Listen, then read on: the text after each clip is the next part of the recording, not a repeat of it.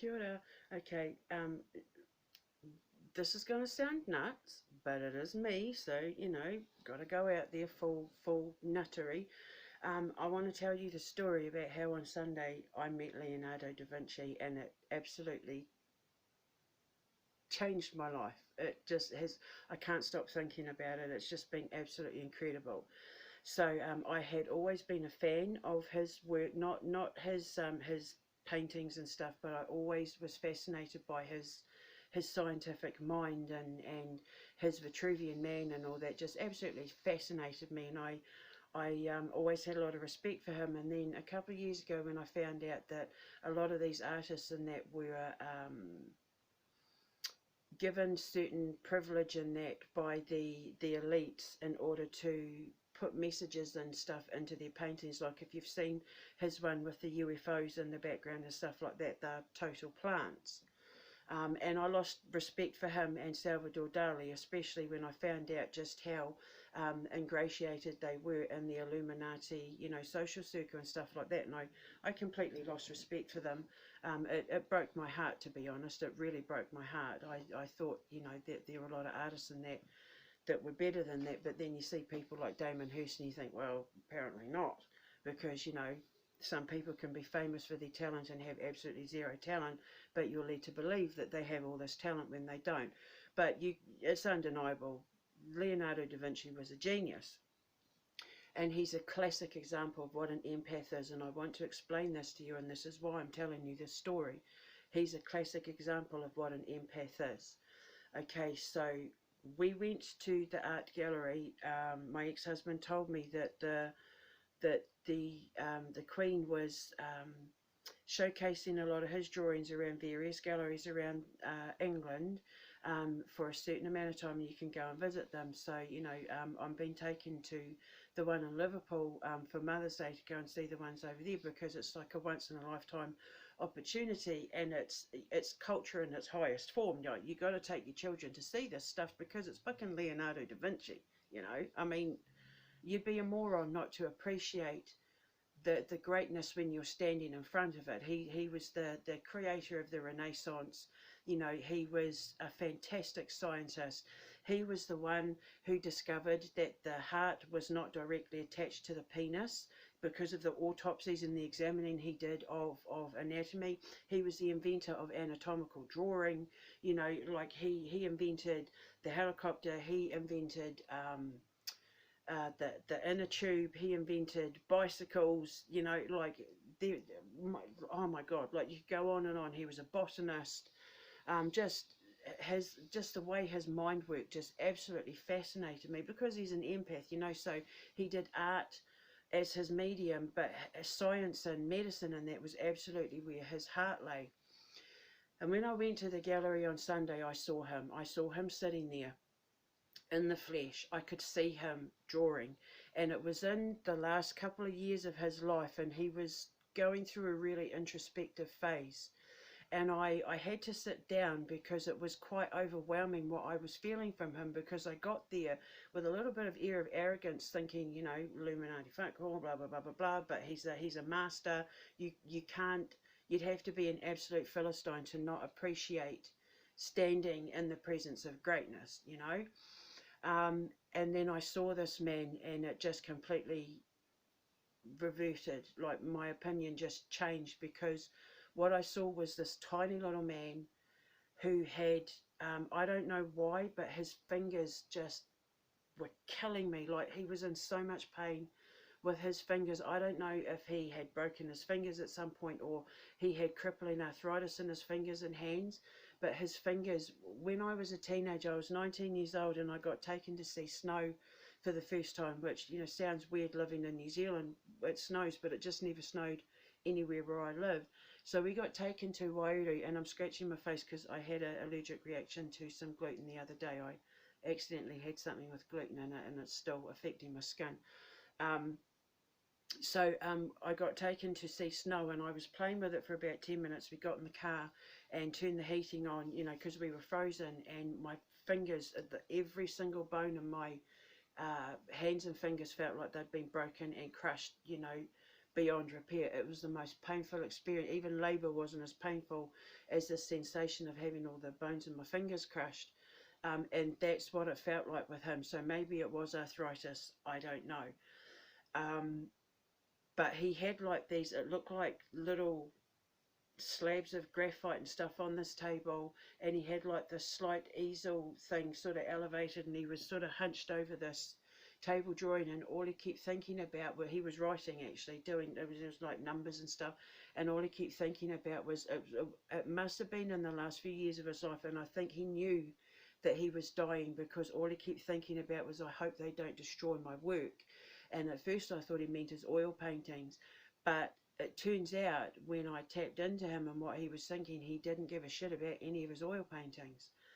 He did them because he was bribed to do it. The church and the elites had things on him where he was forced to have to do the things he didn't want to do, so that he would have access and the money and the ability to do the things he wanted to do, which was invent and create and inspire.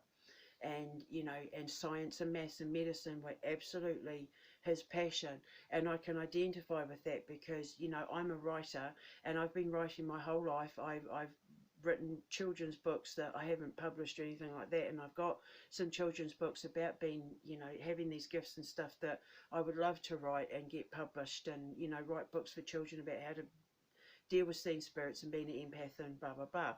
So, you know, I am a writer, and I used to have my blog and stuff like that, but I stepped into this love of science a couple of years ago, and for me it's all about physics and psychology. And you know, I ended up building my whole theory around death and the psychic sciences and the paranormal, and that based around, you know, this newfound love of physics and psychology that I got. And I kind of ended up, you know, marrying the two, and as a consequence I'm now like the empath whisperer, and I can go into any paranormal situation and mow it down like a mofo, you know, like I can go in there and identify accurately, you know, the situation and deal with it and shut it down and explain it and all that. You know, I understand the science of death better than anyone from a psychic and paranormal perspective. So I totally got that with him. But the thing that amazed me with seeing him sitting there with that fire to his back and that heavy sort of cottony cloak jacket thing that he had on, was how sad he was, that he knew he was coming to the end of his life, and he felt like he never really got to achieve the things that he wanted to achieve. He was like a playthings for the rich and the elites. You know, they wanted to have his artworks and stuff like that because of who he was, and they wouldn't let him do his science. You know, science was a sin to the Catholic Church, and you know, you could get thrown in jail, like it was against the law to do autopsies and stuff like that. But if it wasn't for Leonardo da Vinci doing these little autopsies in the crypts of the church and stuff like that, you know, through because he used to do favors for the church and they would let him get away with so much, but as a consequence they used to bribe him, and they had stuff on him. If you don't do this for us, we're going to tell people you do this and you'll go to jail. If you don't do this for us, you know, and blah blah blah. So I saw him in a completely different light. He was so sad. He felt like he had wasted a lot of his life, that he should have been more able and, you know, strong enough to express himself. But he was a gay man living in the Renaissance period, where the Catholic Church ruled supreme, where he was desperate to understand science and stuff like that, and he had to make so many compromises in the span of his career. Like, for example, he was a pacifist. He did not believe in war. He did not believe in violence or anything like that, but he had to design weapons for the military. You know, he invented the rapid fire, you know, machines and stuff like that, and he hated every minute of it, and it absolutely crushed his spirit. And the only thing that brought him joy was when he drew and painted in that, and he just didn't like doing the religious stuff. He didn't believe in religion. He wasn't a religious man. He was a man of science, and therefore he was a sin. He was also gay, so he was also a sinner. But the thing I'm never going to forget about this man that I stood there was just how graceful he was.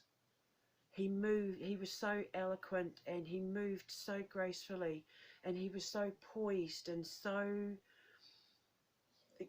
not feminine, because you can have masculine men that move very gracefully. Like my ex-husband's like 6'6", big Scotsman, and he like, you know, he looks like a brick shit house, but he moves very gracefully. He's like a ballerina. He's like the, you know, the silent ninja. He can sneak up on you, and you just don't see this giant man coming. But Leonardo da Vinci moved with such poise and like purposeful grace, and his skin, he just had the most magnificent skin for a man in his 60s. He was a handsome man, and he was so kind and so generous and so giving, and so like he gave a lot of money away, and he helped a lot of people that were down and out, and which is really, really common for artists and empaths, and that, you know, there you hear stories all the time of artists and that who would sell a painting and then use the food to, you know, feed other artists that were also destitute. I know Toulouse-Lautrec, who was born rich, like Leonardo da Vinci. His father was an aristocrat and his mother was a servant or something, but, you know, he was raised by his rich father and went to art school and stuff like that. But, you know, your socio-economic background has nothing to do with your level of empathy. You're an empath whether you're rich or poor. But it is very common for artists and writers and that to sacrifice their art, you know, to help other people. My ex-husband is always doing, you know, illustrations for people for free to help them get started, and I've written a lot of things for people for free. A lot of people get me to write them. I make, like, I do funny poems for people on their birthday and that, so people get me to write them funny poems, and, you know, I'll write letters and stories to children on behalf of their parents, and I do it in a way that, you know, the child can understand it, and, you know, it's expressive and it's educational and blah blah blah. And he was very generous, and it breaks my heart that, you know, he's probably lived a few lifetimes by now since then, you know, and I just hope at some point, even if he's in his dream state, that he gets to see the impact that his science, not even just his art, but his science and the contributions that he has made to the world of science and medicine, and, you know, engineering and stuff as well, and botany and all that sort of thing. I hope he got to see the impact that he made, because he certainly didn't realise it while he was living. And the level of sadness and heartache and that I felt when I saw that poor little man. I'm 6 foot tall, so, you know, he must have been, he came up to about there on me, so he would have been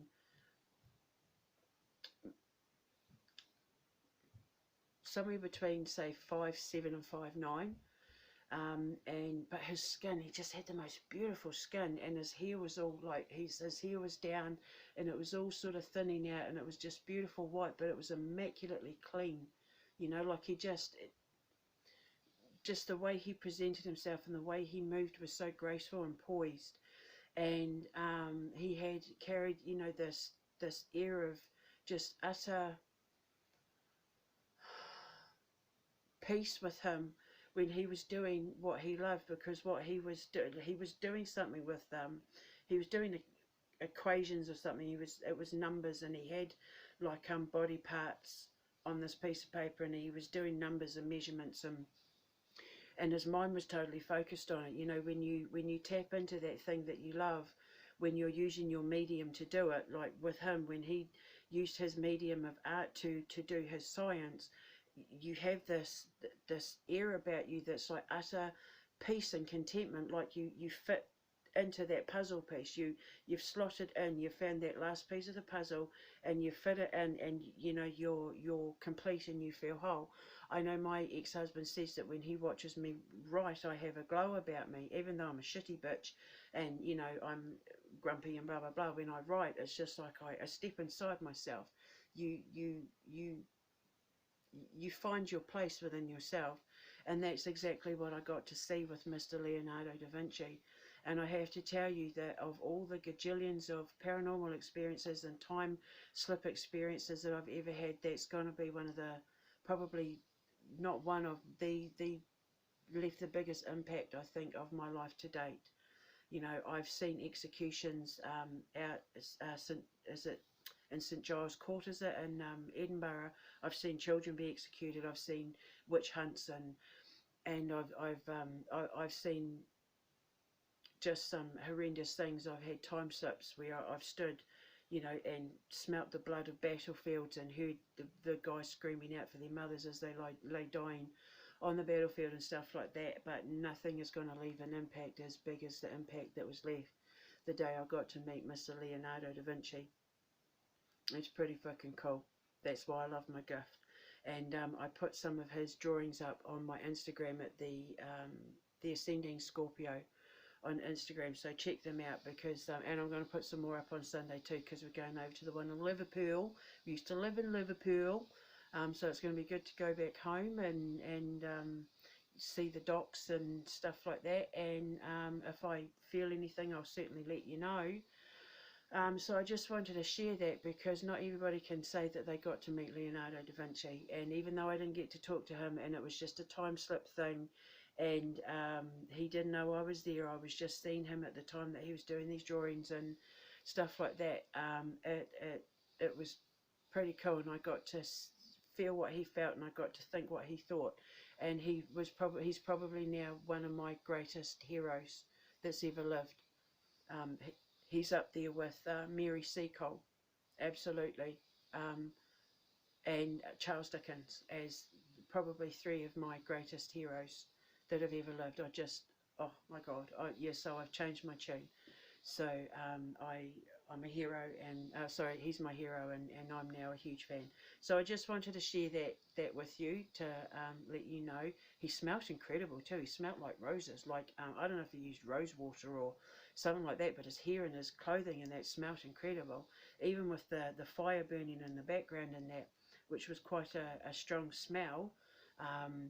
Yeah, he smelt incredible. Typical gay guy, you know, just perfect, presented himself perfectly in every kind of way. But, you know, for a man who was in his 60s, his skin was flawless. He just breaks my heart that he never got to be the person he was allowed to be. Because can you imagine what we would have seen in this world if he was allowed to be exactly who he created himself to be? So I hope that, you know, when he crossed over, he got to see the impact that he got to make on the world, because he certainly didn't get to see it while he was alive. So anyway, just thought I'd share it. Mwah. Kia ora.